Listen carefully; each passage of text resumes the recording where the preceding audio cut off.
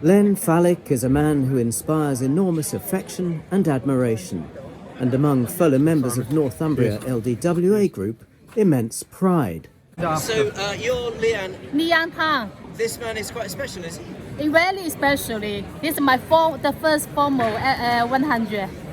Your first? My first formal 100. And what about this man here? Has he done any before? He done. Is it 39 or 40? 39. So 39. This agent also for our. So you're his agent? No. I've done 39. Hundreds. Yeah, I started in 1976. And since then it's been a bit of a way of life, really. Have they all gone well? More or less, yeah. Have you ever dropped out? No. Great. And are you going to drop out today? Or tomorrow? We never know. It's one step at a time. I know people who are in the same sort of situation as me, who sadly, had to drop out. But yeah, we'll see how it goes. Yeah. Very first time is here. Right, first 12 miles to Penistone, it's flat as a pancake. Don't go off like clappers, because it will bite you later on. Seasoned hundreders, are any of them here? Yeah. Don't go off like clappers on first 12 miles, it will bite you later on. Sound advice from organiser Aaron Hookway at the early start on the Trans-Pennine 100, but Len didn't really need it. How's it going so far? Brilliant. You're not tired yet? No, very chilled. See you later. Bye. To checkpoint 3 at 18 miles, it was all easy going. Len and walking companion Beryl Ann were taking it in their stride. But up ahead, the serious climbs would soon be starting.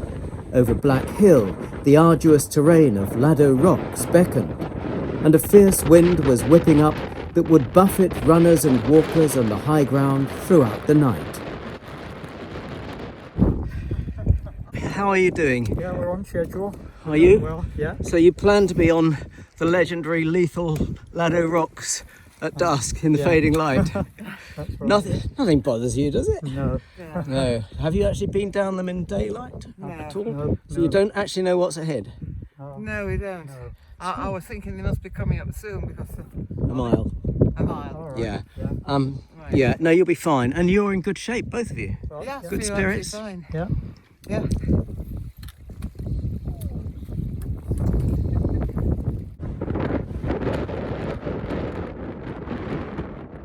From Crowden, it was a walk through the darkness on the Pennine bridleway to Hayfield. Day 2 brought further tough terrain, rocky trails over the Great Ridge to Hope and Hathersedge, another wearying climb up to Stanage Edge.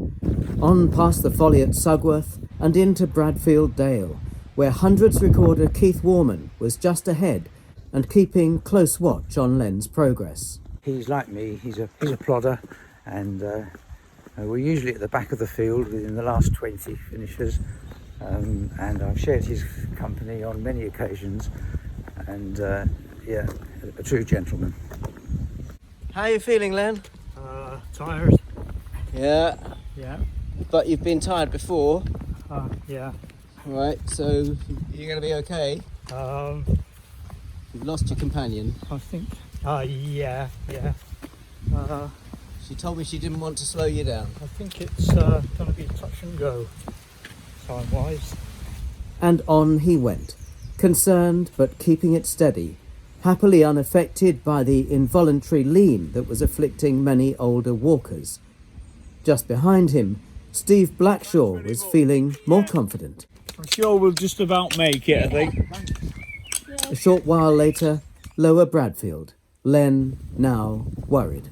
If I can keep going at this speed, I might get in on time. But we've got a nighttime section to walk through. Yeah, but Keith has got his schedule for 47 hours, and you're almost with him. Yeah. I've got a 47-hour schedule as well, but I'm way. I've thrown that out the window.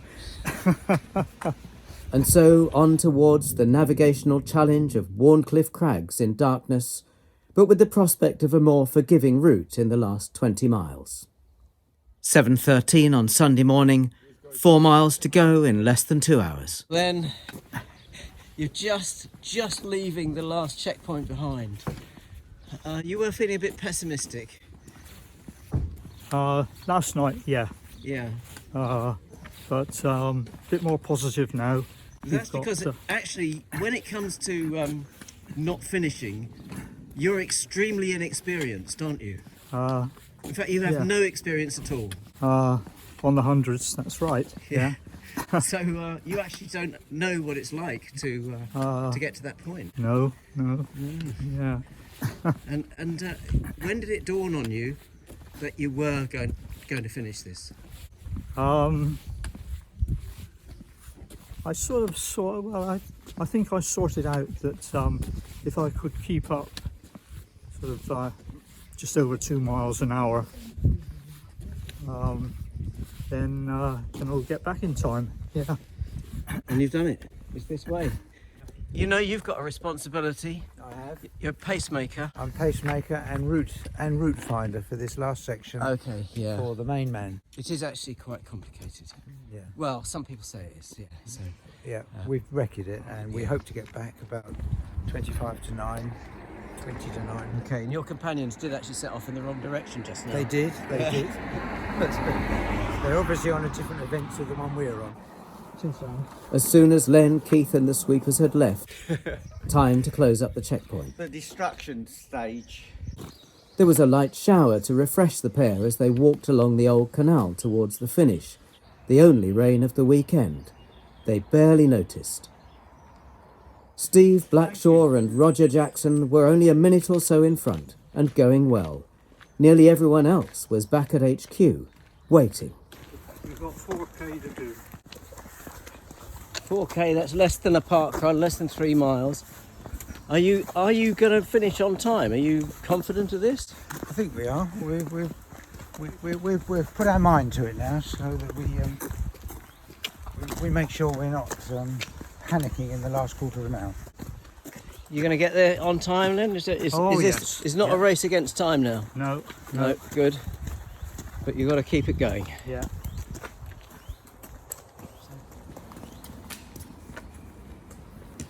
At 8:43, Roger and Steve were just 2 minutes ahead, coming into the finish. You know how to keep people on tenterhooks, don't you? Yes, we just cut it fine a bit, but we've just about made it, so we're here now. Yeah, what is it? You got 15 minutes to spare? Yes, Yeah, I think 15 so, minutes. yeah. Was that the plan all along? Well, I think we were hoping to get in well, at least an hour earlier, but with the weather conditions, as you know, they caught everybody We had out. a little bit of problems in the dark, which we didn't expect Yes, as well. that's So. it. What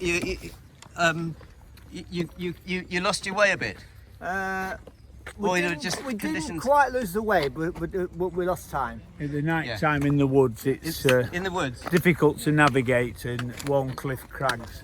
But the weather was, you know, for 40, 50 miles, the weather, you know, caught people unawares. I don't think they expected it that strong, the wind, and, you know, a lot of people suffered in it. And it lasted for about 40, 50 miles, you know. So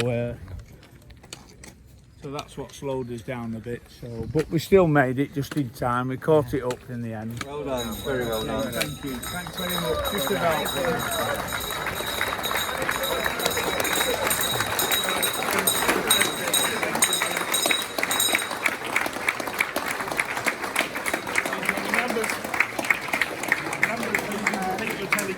Then, the big moment. 15 minutes to spare.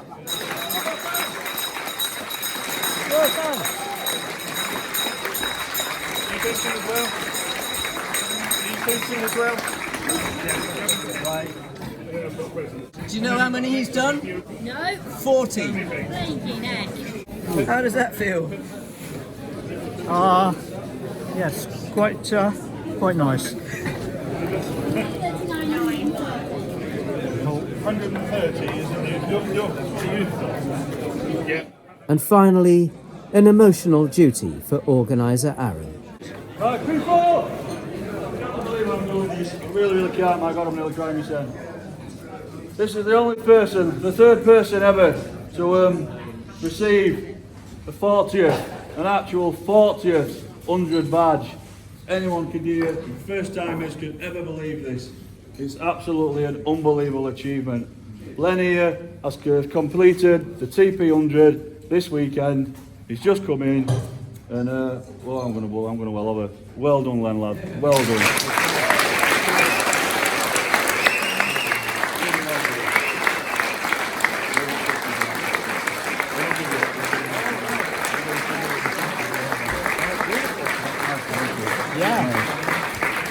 Show everyone.